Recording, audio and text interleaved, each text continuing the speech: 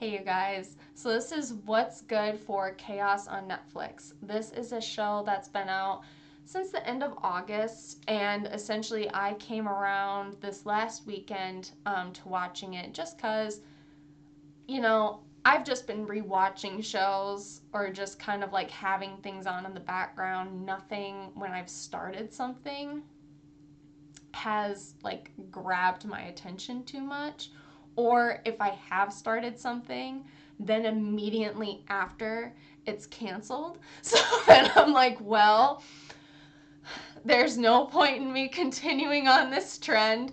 So I think with this show, especially if you love Greek mythology, if you know some of these Greek stories, you will very much enjoy this show. Now, they essentially have different Greek myths in regards to like Orpheus, the Minotaur. They mention other notable figures within these Greek stories, but you also have the gods. Not all the gods are in this show. I want to say that already because, like I said, I started watching it this weekend. My significant other came in halfway through. That's a common occurrence. And would ask, oh, is Ares in this? Is Apollo in this? Is Aphrodite? Like, kept asking different names, and of course, of the ones that weren't in there. And I'm like, no, you only have Zeus, you have Hera, Hades, Persephone, Poseidon, Dionysus. That's what we have so far. If this potentially gets renewed for a second season, you might see more. But right now, this is what we have. And, I can say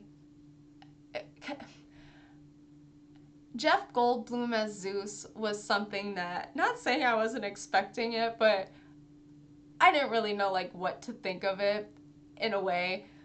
And I think with one, how it's written, two, how he performs it, I have no notes. I very much enjoyed it. I know sometimes people have their opinion of Jeff Goldblum, and that's fine, but I enjoyed him. Like I said, I have no notes because it just, from what you know of Zeus in the stories, and even, not saying word of mouth, but just what you know of him, it works. And I think too, even with the whole, essentially what's going on within this story is you have this prophecy. Prometheus is your narrator.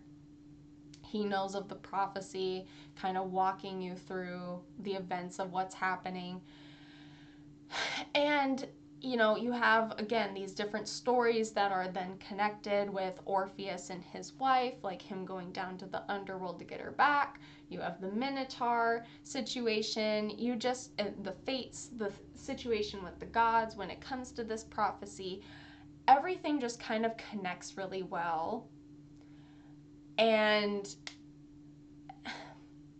it's also too just this modern retelling that I think, given again how it's written, who you have in this, how again it is very much a modern kind of take on some of these stories, it's just done really well. Like, I very much recommend it, especially if you enjoy Greek mythology, if this was a show that maybe you weren't too sure about, and, hey, you just want to give it a chance.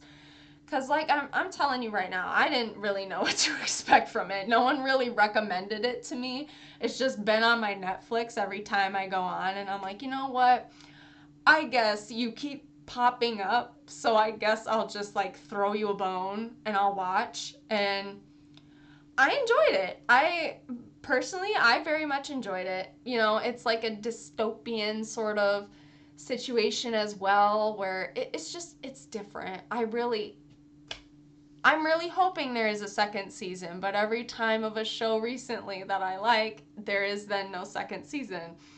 So we'll see, but if you watch it, I highly recommend. So if you've seen the show, feel free to leave your thoughts down below. If you haven't, like I said, I very much recommend it. It's on Netflix. I believe, if I remember correctly, it's 8 episodes, about an hour long each. So give her a watch. Give it some time. Like I said, there's humor, there's drama, there's just like a little bit of everything. So I give it a good recommendation. So I'll talk to y'all later. Bye.